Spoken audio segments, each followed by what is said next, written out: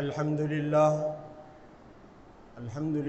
نحمده ونستعينه ونستغفره ونؤمن به ونتوكل عليه ونعوذ بالله من شرور أنفسنا ومن سيئات أعمالنا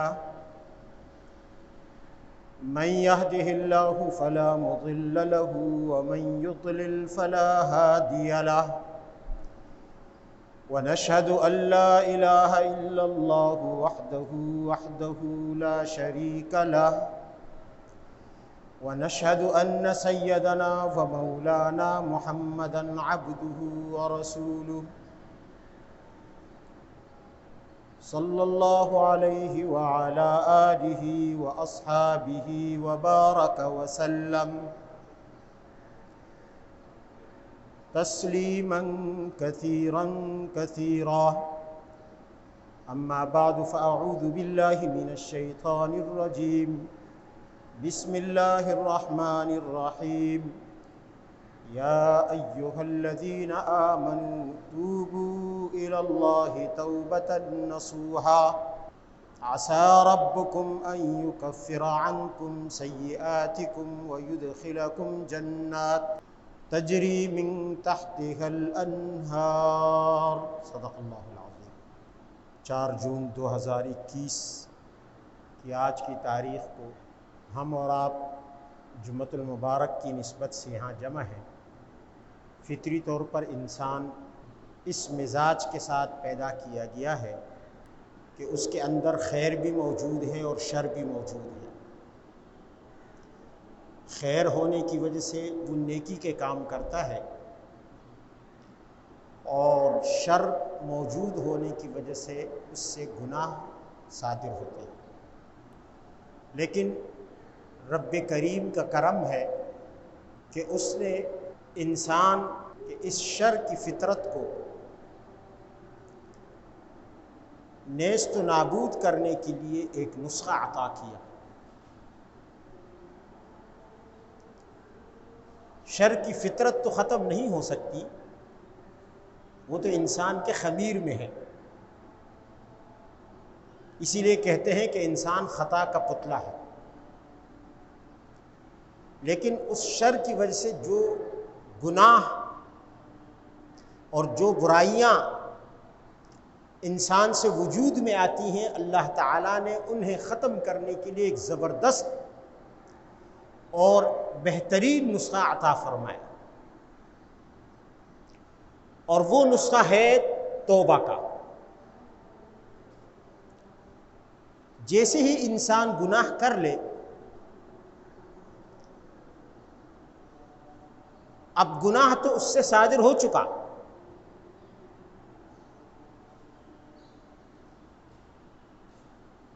لیکن اس گناہ کے اثرات سے اور اس کے انجام سے وہ کیسے بچے گا؟ اگر وہ پشیمان ہوا، اگر وہ اپنی اس حرکت پر نادم ہوا،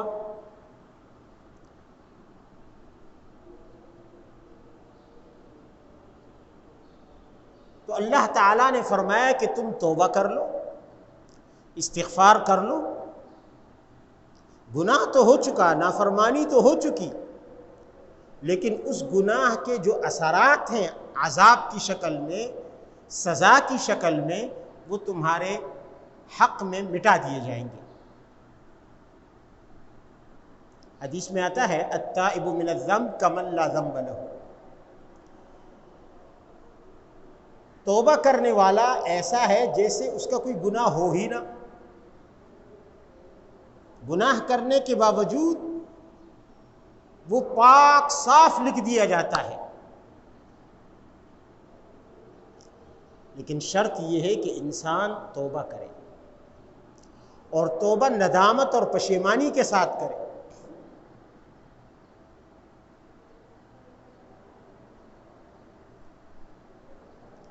بڑے سے بڑے گناہ معاف ہو جاتے ہیں۔ اللہ تعالیٰ نے فرمایا یا ایھا الذین آمنوا توبوا الی اللہ توبۃ نصوحا، ایمان والو اللہ کی طرف توبہ کرو، اللہ کی طرف پلٹ آؤ۔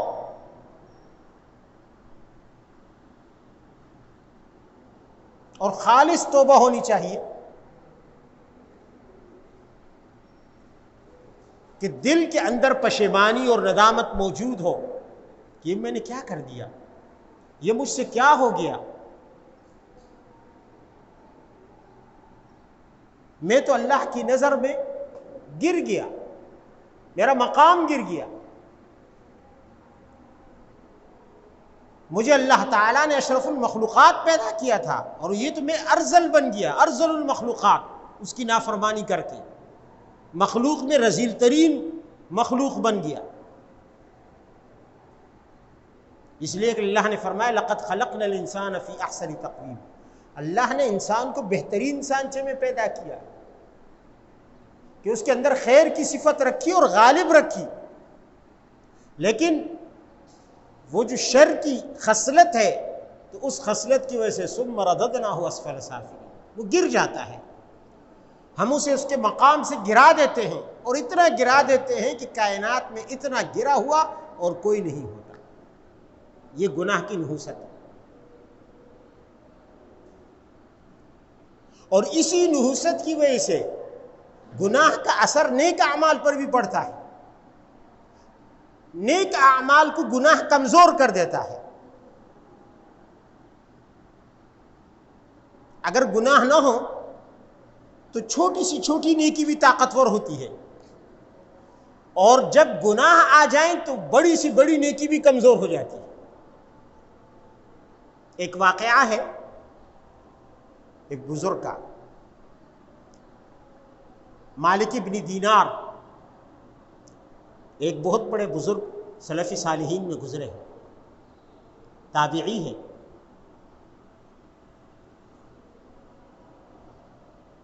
جوانی کے آغاز پر دین سے دور تھے، بہت کثرت سے شراب پیا کرتے تھے،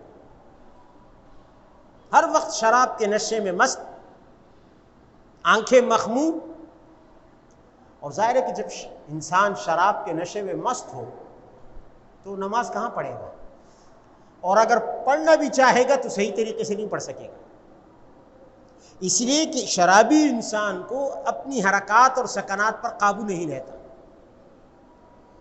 اسی لیے تو اللہ تعالیٰ نے فرمایا کہ کبھی بھی نشے کی حالت میں نماز کے قریب نہ آنا، لا تقربوا الصلاة وانتم سکارى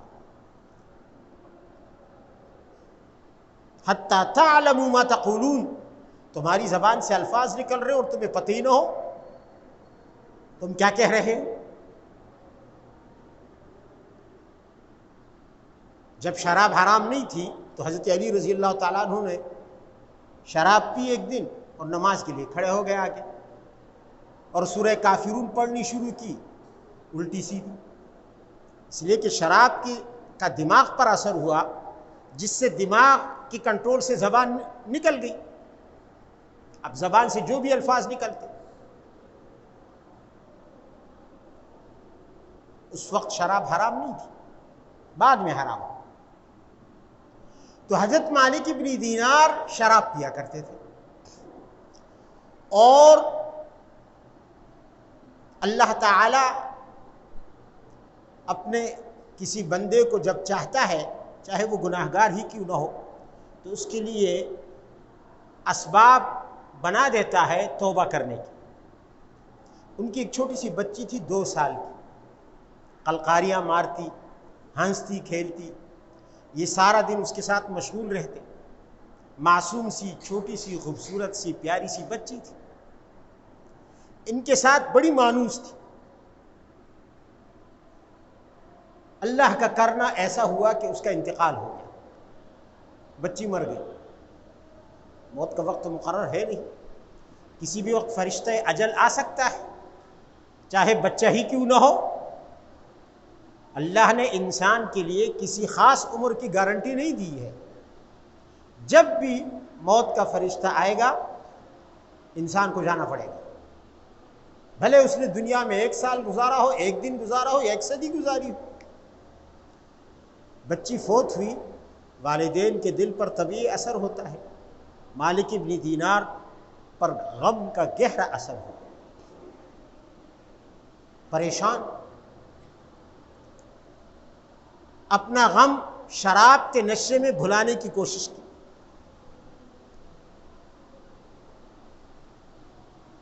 کہ کسی طرح یہ غم میرا کم ہو جائے، لیکن مرض بڑھتا گیا جوں دوا کی۔ ایک دن آپ نے خواب دیکھا، دوستوں کو بتایا کہ میں نے آج خواب دیکھا اور بڑا عجیب دیکھا۔ میں نے دیکھا کہ قیامت کا منظر ہے، ہر طرف افراتفری ہے، لوگ پریشان ہیں، چہروں پر ہوائیاں اڑ رہی ہے، ہر شخص دوسرے سے بے فکر ہے، دوسرے سے توجہ ہٹی ہوئی ہے۔ کہتے ہیں کہ میں بھی اسی حالت میں اس میدان میں تھا، دہشت کے اس میدان میں بھی ایک دہشت زدہ انسان کی طرح کھڑا تھا۔ اچانک میری نظر دور ایک اژدہا پر پڑی، ایک سانپ ہے۔ سانپ کیا ہے؟ اژدہا ہے، اور منہ کھولے پھن اٹھائے اور دوڑ رہا ہے اور سیدھا میری طرف آ رہا ہے۔ مجھے ایسے لگا کہ یہ مجھے ہڑپ کر جائے گا۔ میں اتنا خوفزدہ ہوا کہ بھاگا۔ اب آگے آگے میں ہوں، پیچھے پیچھے وہ اژدہا ہے۔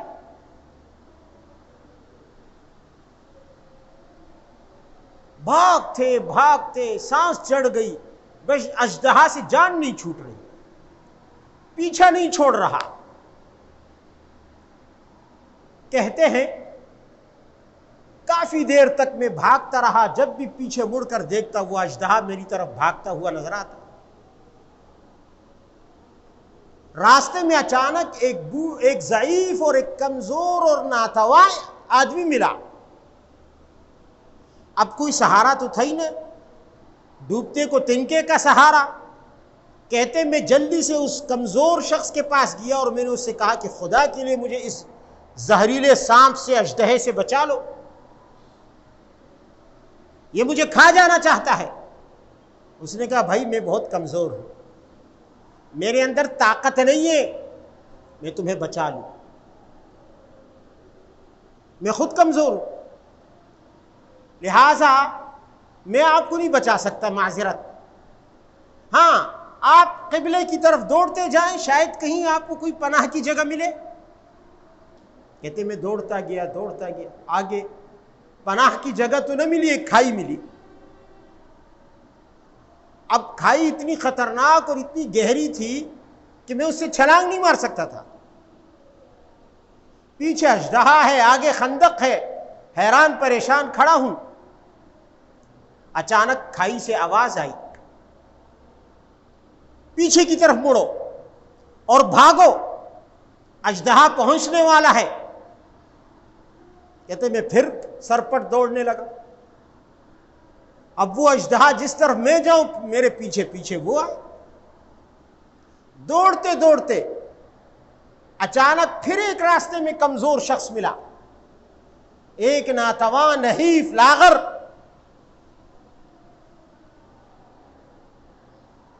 میری آنکھوں میں امید کی کرن چمکی، میں جلدی سے اس کے پاس گیا، میں نے کہا خدا کے لیے تم مجھے بچا لو، یہ اژدہا میرے پیچھے لگا ہوا ہے۔ اس نے کہا بھائی میں تو خود کمزور ہوں، میں تو خود نحیف اور ناتواں ہوں، تمہیں کیا بچا سکتا ہوں، اتنا طاقتور اژدہا۔ میں نے کہا خدا کے لیے کوئی ترکیب بتا دو، کوئی مشورہ دے دو۔ اس نے کہا ہاں ایک کام کر سکتے ہو تو وہ کر لینا، سامنے پہاڑ ہے، وہاں مسلمانوں کی امانتیں پڑی ہیں، تم وہاں چلے جاؤ پہاڑ پر، شاید تمہاری کوئی بھولی بسری امانت وہاں پڑی ہو اور وہ تمہیں اس اژدہے سے بچا لے اور تمہاری حفاظت کر لے۔ کہتے میں اس طرف بھاگا، قریب پہنچا تو دیکھا چاندی کا پہاڑ ہے، چاروں طرف نہریں ہیں۔ میں اس پہاڑ پر چڑھا، دیکھا تو ایک بہت عظیم الشان قلعہ ہے اور بہت بڑا گیٹ ہے، اس گیٹ کے اوپر چوکیدار ہیں، قریب گیا، پتہ چلے فرشتے ہیں۔ جیسے ہی میں گیٹ پر پہنچا انہوں نے ایک دوسرے سے کہا یہ مالک ابن دینار آیا ہے، دروازہ کھول دو، شاید اندر اس کی کوئی امانت پڑی ہو، یہ اسے ڈھونڈنے آیا ہو۔ کہتے جیسی گیٹ کھلا میں اندر داخل ہوا، میں نے دیکھا وہاں مسلمانوں کے چھوٹے چھوٹے بچے کھیل رہے تھے۔ اچانک میری نظر پڑی، میری وہ 2 سال کی معصوم سی کلی ننھی منی بچی، وہ بھی ان بچوں کے ساتھ کھیل رہی تھی۔ ایک دم اس کی نگاہ مجھ پر پڑی اور کھیل چھوڑ کر دوڑتی ہوئی میرے پاس آئی، مجھ سے لپٹ گئی اور کہنے لگی ابا جان آپ یہاں کیسے؟ میں نے اسے بتایا بچی پیچھے میرے اژدہا لگا ہوا ہے، مجھے کھا جانے کے چکر میں ہے، خدا کے لیے مجھے بچا لو۔ اس نے کہا ابا جان فکر نہ کریں، کہاں ہے اژدہا، اس کی مجال۔ سامنے اژدہا دیکھا، اس نے قہر بار نگاہوں سے، غضبناک نگاہوں سے اس کو دیکھا اور کہا او اژدہے